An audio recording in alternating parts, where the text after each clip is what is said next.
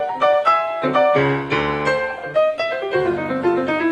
said earlier that when we do coaching inside organizations, small teams, large teams, big organizations, this concept of fairness, it's tricky.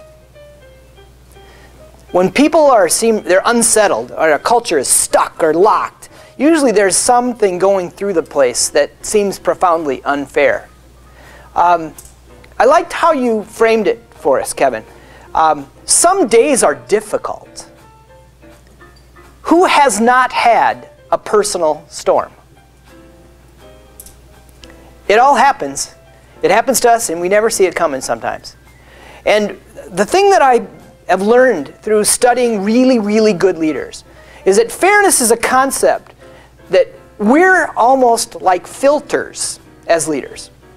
Fairness is not a to-me concept. When you step up and lead, you are out front, whether you like it or not. And things will happen to you every day that are unfair.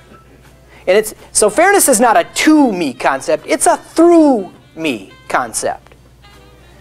That my job is to take in the things that are profoundly unfair, filter them, and make sure they don't fall through me.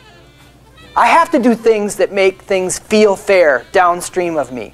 You have to do things that feel fair downstream of you, because there are things that happen to you that sometimes seem profoundly unfair. Within the last couple of weeks, I spent some time with a powerful, powerful senior executive leader, might be one of the best leaders I've ever met, whose job was eliminated through a big restructuring. He was everything you might imagine: shocked, angry, and sad, disappointed. But it was fun to watch him transform and spend the next 2 weeks reassuring everyone they were going to be just fine. He was going to be just fine. And in an odd way, everybody felt good for him. That's what promoting fairness is all about. So we're really grateful that you're here to help us incubate these concepts and to spread this word. Now some exciting stuff. Last month, if you were here, we introduced our first call to action, which we call the Goodness Pledge. And I mentioned that I was hoping that we would get 1,000 people to take the pledge in our first month. Well, I'm here to say we exceeded that goal.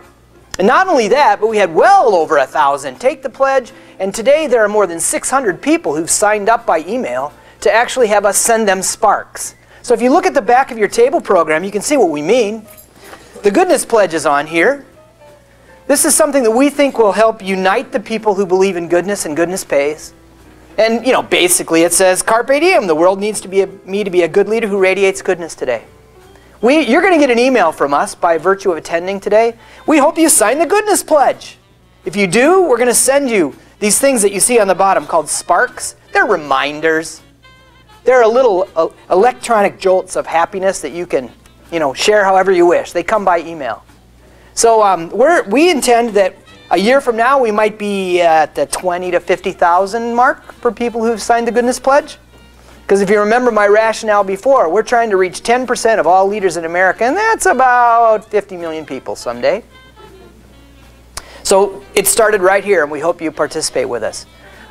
We're working on the slate of speakers for 2016. I can tell you this, that we're going to feature women leaders. 6 of the 8 speakers next year will be women. From all sorts of walks of life. Yeah, you're welcome. It really is of joy to build the slate of speakers that we bring to you. And so next time we'll be able to tell you who they are for 2016.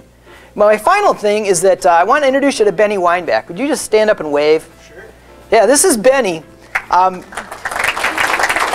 Many of you know that he is one of the more famous jazz musicians we have in Minneapolis-St. Paul. I've known Benny for 30 years. Benny really knows how to play my dad's favorite jazz song better than anybody I know. Don't get around much anymore, right? Yeah, so next month, we're going to have live music at the Good Leadership Breakfast. The Benny Weinbach Trio is going to be right there, and he's going to help play us on and off stage and add that extra jolt of positivity into the Good Leadership Breakfast. And if it goes as planned, we hope that we have that forevermore. So you know what? This whole thing started with this idea that when good leaders work together with good intentions, that's when great things are possible. 6 years ago, we started this business with a business card and an idea. We committed ourselves to the fact that we could spread goodness through leadership and business, and this is what happened. I can hardly believe we're done with the year at the November meeting. I hope you come. Mike Ott is a U.S. bank executive who has a military background. He's been celebrated by some of the nation's highest media for the work that they're doing at U.S. Bank to hire sight unseen military officers into the banking industry. It's a tremendous story. He's a charismatic leader. You won't want to miss it. It's our last one of the year. We'll see you in November. Carpe diem.